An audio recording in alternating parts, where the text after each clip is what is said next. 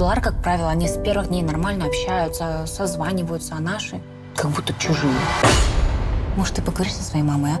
Ага, значит, мы во всем виноваты, да? Мы до сих пор не видели, где они живут. Они же как кочевники. Туда-сюда, туда-сюда. Сонда бізді кочевник құда деді ме? Мен неше рет айттым, олар біздің теңіміз емес деп. Квартира іздейтін сайтыңдашы. Йо, тағы да көшеміз бе не? Көшеміз. Бір ай тұрамыз, құдаларға есік көрсетеміз. Сіздің сыбағаңыз әумин. Бәрі жақсы болсын. Әумин. Аумин. Здрасте. Здравствуйте, Елизавета. Где деньги? Проходите. Біз бүгін бір күн қонамыз, ертең квартира тауып кетеміз.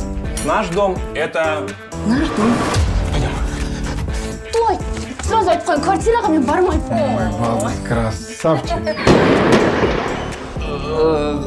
Шешең қайда? Осында тұра тұрсақ, құдаларға бір ауыз айтып көресің бе? Да, мам, конечно, айтып көрем ғой.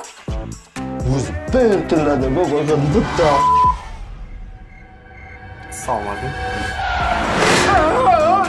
Үй қайда? Главное, чтобы он к нашему дому не привык. Жоқ, айтып керек емес сапар. Сіздің үйде құдағи бірінші атаман сияқты. С ума сошли, что ли? Вот я тоже не понимаю ваш құду.